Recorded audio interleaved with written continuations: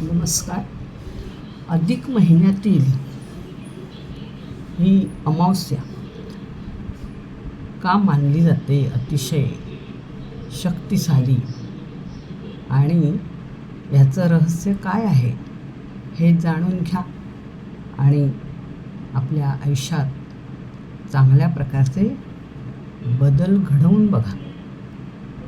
आज आपण पुरुषोत्तम मास अमावस्या म्हणजे अधिक मास अमावस्या हा 3 वर्षातून एकदा येणारा अतिशय पवित्र दिवस आहे. हिंदू धर्मानुसार या दिवशी दान धर्म, पितरांचे तर्पण आणि भगवान विष्णू आणि शिवशंभू या दोन्ही देवतांची एकत्र पूजा केल्यामुळे अनंत पटीचे पुण्य या व्रत करणाऱ्याला मिळते. त्याचप्रमाणे या कर्मामुळे आपल्या सर्व वाईट पापांचा नाश होतो. आता पुरुषोत्तम मास हा दर 3 वर्षांनी येतो आणि ही अमावस्या जी आहे ती अक्षय पुण्यप्राप्तीची अमावस्या आपल्या हिंदू धर्मामध्ये मानली जाते.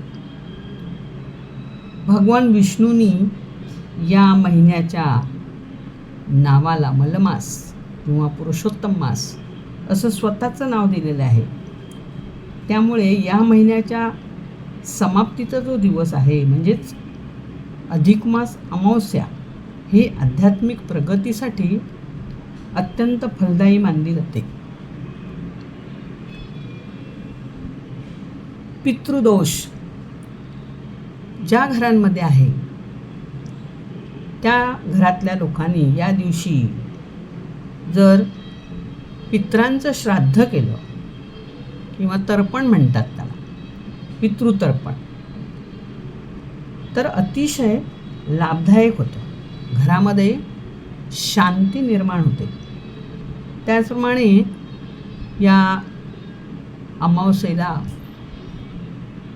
शिवलिंगावर सुद्धा आपण बेलपत्र, गंगाजळ किंवा दूध वाहिलं तर त्याचंसुद्धा आपल्याला 1000 पटीने पुण्य मिळतं. त्याचप्रमाणे या दिवशी तुम्ही जर तुमच्या आजूबाजूला एखादी नदी असेल तर त्या नदीमध्ये तुम्ही स्नान केलं, सकाळच्या वेळेला ब्रह्ममुहूर्तावर जर तुम्ही या नदीमध्ये स्नान केलं किंवा तुमच्या आजूबाजूला कुठे तीर्थक्षेत्र असेल तिथे नद्या असतात, त्या नदीवर जाऊन तुम्ही स्नान केलं तरी ते अत्यंत शुभ मानलं गेलेलं आहे. याशिवाय अन्न, वस्त्र किंवा ज्ञान यांचंसुद्धा तुम्ही दान केलं तर त्याचं फळही आपल्याला चांगल्या प्रकारे मिळतं. आता अधिक मास ही जी आहे ही जी अमावस्या, ही अमावस्या अतिशय फलदायी मानली गेलेली आहे. म्हणजे या दिवशी दुर्मिळ योग आहे. तो कोणता योग? तर या दिवशी सोमवारही आहे, म्हणजे योगायोग आहे. अमावस्या तर आहे अधिक मासातली, पण या अधिक मासामध्ये ही जी अमावस्या आहे ती सोमवारी आलेली आहे, म्हणजे ती सोमवती अमावस्या असं तिला म्हटलं जातं.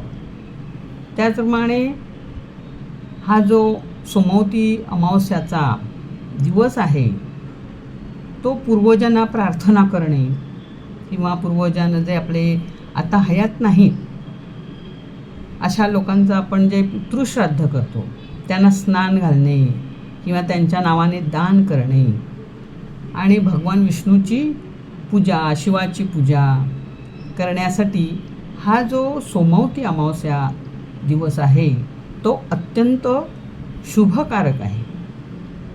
आणि या दिवशी जर आपण आपल्याला जमेल तशी पितरांची सेवा म्हणजे पितृतर्पण किंवा पितृश्राद्ध केलं तर आपल्याला त्याचा चांगलाच फायदा होतो. आपण आपल्या घरामध्ये शांतता निर्माण होते आणि आपल्या पितरांनासुद्धा गती प्राप्त होते. अशा प्रकारचं पुण्यदायी काम आपण या जर सोमवती अमावस्याला केलं तर अतिशय आपल्याला त्याचं फळ मिळणार आहे. आणि ही जी अमावस्या आहे म्हणजे आपण अधिक मास अमावस्या ही दर 3 वर्षांनी येते. म्हणजे परत आपण हा जेव्हा योगायोग येणार आहे तो आपल्याला परत 3 वर्ष थांबावं लागणार आहे. आणि त्यानंतर त्या पुढच्या 3 वर्षांमध्ये थांबल्यानंतर आपल्या 3ऱ्या वर्षी पुन्हा हा योग येणार आहे. पण आलेला जो हातातला आता योग आहे तो आपल्याला संधीच मिळालेली आहे एक चांगलं काम करण्याची, तर आपण तो गमावता कामा नये. मग या दिवशी आपण चांगल्या प्रकारचं काम करून पूजा अर्चा करून जर आपला दिवस पुण्यकाळात आपण घालवला तर आपल्यासारखा भाग्यवान कोणीच नसेल. मग आपण ह्या पूर्वजांच्या शांतीसाठी प्रार्थना करू शकतो. त्यांच्या नावाने गोरगरिबांना गरजूंना दान करू शकतो आणि आपल्या पूर्वजांचे आपण आशीर्वाद मिळवू शकतो. कारण त्या पूर्वजांमुळेच आज आपण आहोत, त्यांचाच अंश आपण आहोत. त्यांनी आपल्याला आपल्या पिढ्या अशा चालत ठेवलेल्या आहेत आणि त्यामुळे आपण त्यांचे कोणीतरी देणेकरी लागतो. आपल्याने त्यांचं काहीतरी देणं आहे, आपल्यावर त्यांचं ऋण आहे आणि या ऋणाची परतफेड आपण काही करू शकत नाही.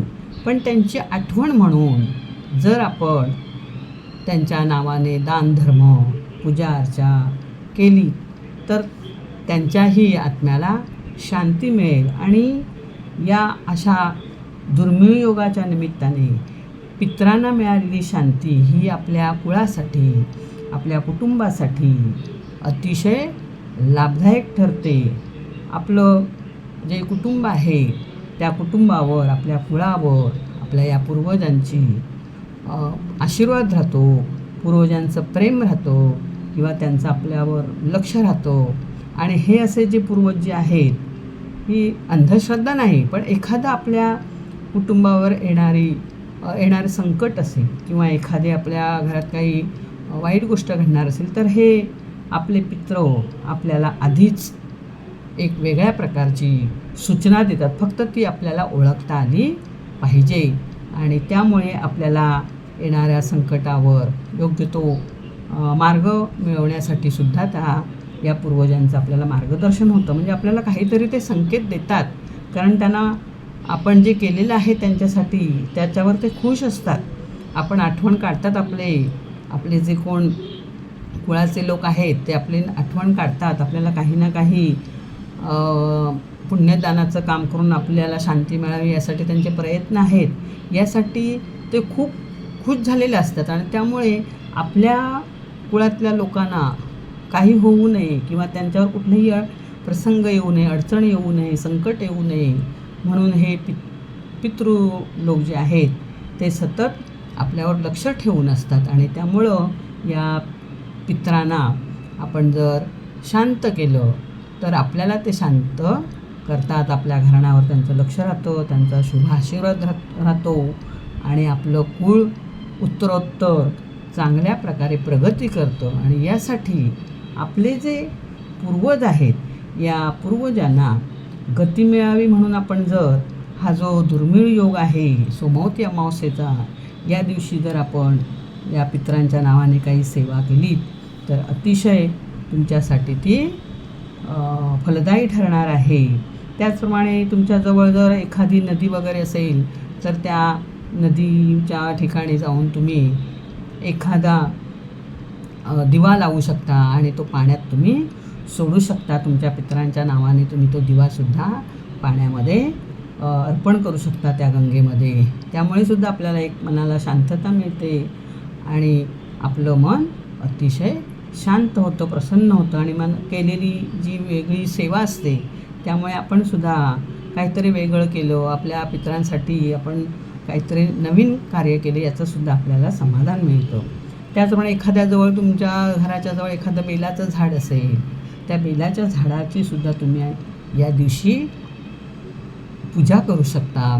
त्या झाडाखाली सुद्धा एखादा तुम्ही तुपाचा दिवा नेऊन लावा, त्या झाडाखाली पूजा करा, त्याला फुलं तुमच्या जे प्राप्ती आहे ते धूप दीप दाखवा आणि त्या झाडालासुद्धा तुम्ही विनंती करा की तुझा आशीर्वाद माझ्या कुळावर माझ्या कुटुंबावर राहू दे आणि मी जे काही वेळी आजची सेवा केली ती तुमच्या चरणी अर्पण होऊ दे. अशा प्रकारची तुम्ही या बेलाच्या झाडाची सुद्धा पूजा करून तुम्ही विनंती करू शकता आणि त्यामुळे आपल्याला चांगल्या प्रकारचं फळ हे प्राप्त होणार आहे. आणि म्हणून ही येणारी जी दुर्मिळ अमावस्या आहे त्या अमावस्येला तुम्ही नक्कीच हे चांगलं कार्य करा आणि या चांगल्या कार्यातून आपल्याला नक्कीच त्याचं चांगलं फळ मिळणार आहे. त्याचप्रमाणे जर अमावस्येच्या दिवशी आपण जर पवित्र दिवस असल्यामुळे आपण शिवशंभो म्हणजे शंकराचा जो 11वा अध्याय आहे शिवपुराणातला, तो 11वा अध्यायसुद्धा तुम्ही वाचू शकता आणि 11व्या अध्याय तर सर्वात श्रेष्ठ अध्याय आहे आणि त्यामुळे या शिवशंभूच्या या सेवेमध्ये 11व्या अध्यायाला खूप महत्त्व आहे. हा अध्यायसुद्धा वाचून तुमची सेवा तुम्ही शिवशंभूच्या चरणी अर्पण करू शकता. अशा प्रकारे या सोमवती अमावस्येला खूपच महत्त्व आहे आणि या दिवशीची ही सोमवती अमावस्या आपल्या आयुष्यात पुढे यायला अजून 3 वर्ष आहेत. त्यामुळे आलेल्या संधीचा लाभ घ्या आणि आपल्या घराण्याचा उद्धार व्हावा, आपल्यावर देवतांची कृपा राहावी यासाठी तुम्ही ही येणारी जी सोमवती अमावस्या आहे या दिवशी सेवा करून आपल्या जन्माचं सार्थ करून घ्या असं मला वाटते. धन्यवाद.